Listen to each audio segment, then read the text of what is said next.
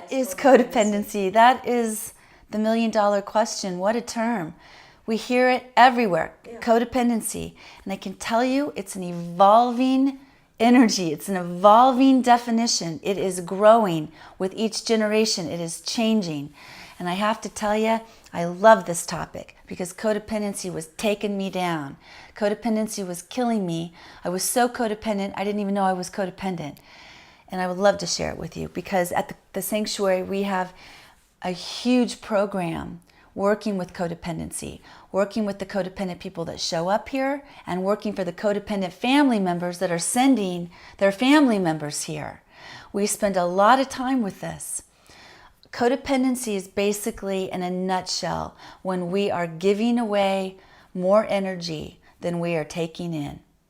When we are literally draining ourselves, when we are literally going to our lowest reserves because we are having to micromanage, we're having to control, we're having to fix, we're having to rescue, we are living in fear, that we have taken literally fixing the rights of our family members and the wrongs of what's going on out there on ourselves, on our own shoulders, and we have lost ourselves in this. We no longer know where our boundaries end and another begins.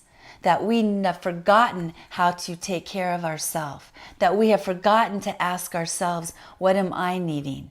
What am I not getting? That we have lost the ability to self-care, to self-love. And at the end of the day, we wonder why we're exhausted, we wonder why we're drained, we wonder why we're living in a constant state of fight or flight, that our adrenals are always on, that we are trying to take care of everything. Now that's just one kind of codependent. Let's even call that old school, old generation, my generation of codependency. We have a whole new generation of codependents that look very, very different than this. Melody Beattie has an amazing book called The New Codependency. She is what I would consider one of the frontier great gurus of codependency. She wrote one of the original books called Codependence No More, and she had to rewrite this book a decade later to address these new codependents we're seeing. And we get a lot of them here, and they're lovely, wonderful people. These are young people, typically in their 30s, mostly in their 20s, and they've been waking up, and they know that what this world is telling them is real isn't real. They're not buying it anymore. Their crap detectors are up. They're a little rebellious. They understand that when they're, told that the sky is green, it's really not. That's not green. Hello, that's blue.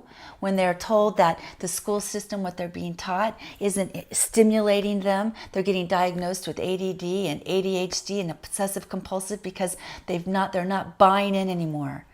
These young people, it's not that they're outside the box thinkers. They're like there is no box. They are powerful, powerful beings, and because it gets very confusing and very painful, they're in the droves turning to substances to kind of make sense of all of this. And I can tell you there's a lot of other kids in this and young adults in this generation that also have a real sense of entitlement. They were raised by my generation of codependents who wanted to make sure they felt loved and taken care of, that every need was met, that they weren't having to take care of other people. Like we always felt like we were responsible for everything. So unfortunately, a lot of these kids have a sense of entitlement. They think the world owes them. They're not taking responsibility. They feel victimized. And it's a very horrible place to be. Because when you're in a place of the victim, you literally are a place of hopelessness. And although this generation often looks defiant, bratty, obnoxious, it's all hiding a sense of helplessness and hopelessness. There's just a real sense of despair about kind of the fuck it's. What can I do? What can I do? And so what do? They usually shut down, check out, tune out, do substances, get into video games. They're just not present because they have no guides. They've not had teachers to show them what to do. They feel very alone. And I can tell you when they show up here, they realize they're not crazy. They realize that the sense that everything is not that as it seems is right. They start reconnecting into what is important to them. They start reconnecting into who they are. They're told that it's okay to be authentic, that you are okay. There's nothing wrong with you. You're not defective. You're not sick. You know, you're not just some weird square pig trying to fit into some round hole. The round holes have got the problem, not the square pegs. And I can tell you the relief that people feel when they get here, to know that they're not alone, that what's been happening is real, and that they don't have to live like this anymore. I'll tell you, that alone is healing.